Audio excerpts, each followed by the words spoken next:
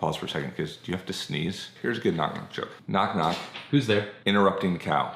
Interrupting. Moo. Kids love that one. Knock knock. Who's there? Control freak. This is where you say control freak who. How do you ask an old man if he wants some chicken? Do you want some chicken? This blonde walks into a library. She says, I'm here to see the doctor. The librarian says, ma'am, this is a library? She says, oh, I'm so sorry. I'm here to see the doctor.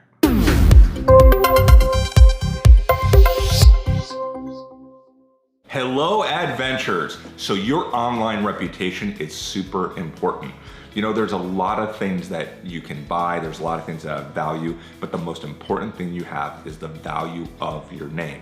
So that's why when we talk about if you're talking about something negative or just in that one moment you send that reactive tweet or you live your frustration out online, you wouldn't live your frustration out on stage at church. So why would you say it on Facebook? Because sometimes your Facebook can even be more powerful than a platform. You have to realize that your social media is your pulpit. So what do you want to say from that? How do you want to affect the world? So making sure that we're only saying positive things and we're doing things to help make the world a better place is what we want to do from your platform. Now, what happens though is because your platform is important, a company would call that their brand. And so they protect their brand and you want to protect your name. So I'm going to tell you about two things that you can do to do that. The first thing is it is important that you are consistent with your name across all the social platforms.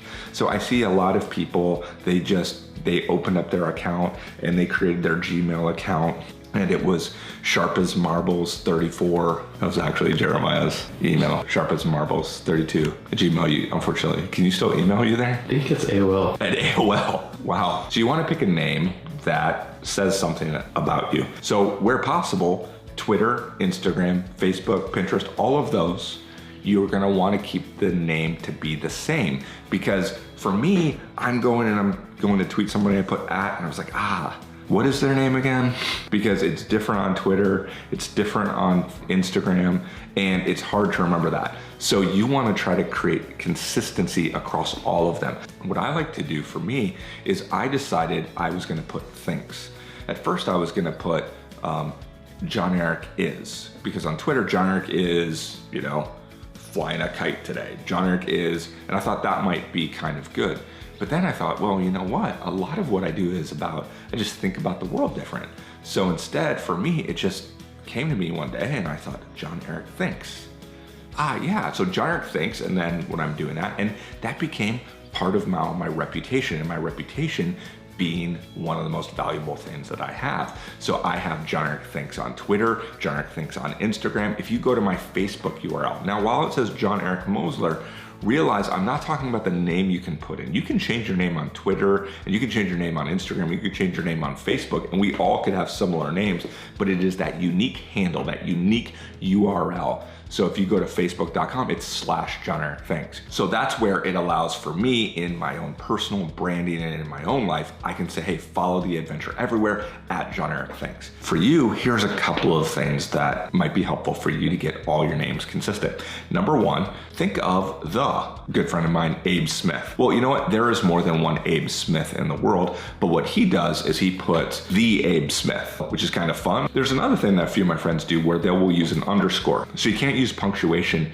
inside, for example, Twitter, so you can't put John-Eric, but you can use an underscore. So some people put the underscore at the beginning, some people put it at the underscore at the end, some people put the underscore in the middle. Another thing is people put I am. So I have a friend is I am Jason Burns. That's helping. I am Corey Cooper. I am. So there's several people that will use I am. So you want to look at being consistent across all those platforms. So the best way to do that is just get out a piece of paper, write out your 15 spaces, and then go and start to figure out one. Once you do that, what you're gonna wanna do is now then check it on other platforms.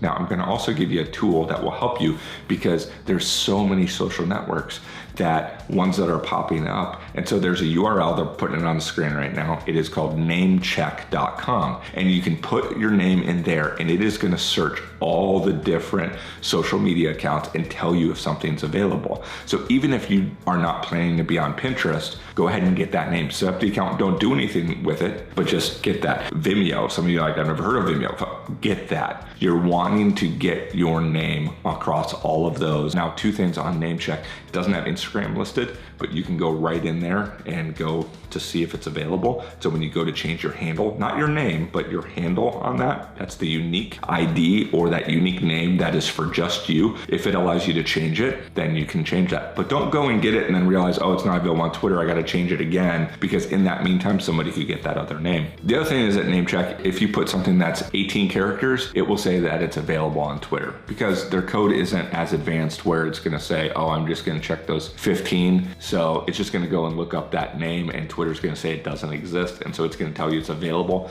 but Twitter is telling you it doesn't exist because it doesn't allow it. It's not that smart, but just so know that if you keep it under 15, you can check everything there except for Instagram. And they might add that later, but it is a really great tool. The other tool that I want you to get is I want you, because we've been telling you to set up Google. And if you have that Gmail account, you can go to set up a Google alert. So this is a great way for you to put your name in or some unique phrases. So you might have an organization. It might be your business name or your church name or whatever. I have Google Alerts set up for me. And so if John Eric Mosler comes up, it is gonna send me an email about, hey, there's a new article or a new blog and it's mentioning you or referencing you in that. That is a great way to manage your online reputation. The third thing that I want you to do, look at getting a domain name of your name. So I actually own johneric.com, which is, I got it really early. It's helpful to be a nerd. The other thing is I have John Eric Think. So a lot of times that handle, if it is unique, so if you are the Abe Smith, the Joel Dunn, I would go ahead and get that domain name. It's only gonna cost you probably $8 or $9, depending on where you get that from. And then you can redirect that to whatever page that you want. And so that truly is a way for me to say, hey, just go to johneric.com, go to John Eric Thinks, and then you're going to get other information there. We'll cover a lot of that in advanced episodes, but I wanted to give you those 3 tools. In one episode, 3 great tools, how to go use namecheck.com, set up a Google alert on your name, and also get your domain name, because managing your name is super important. You wanna have a great adventure and a great reputation, because your adventure begins right now.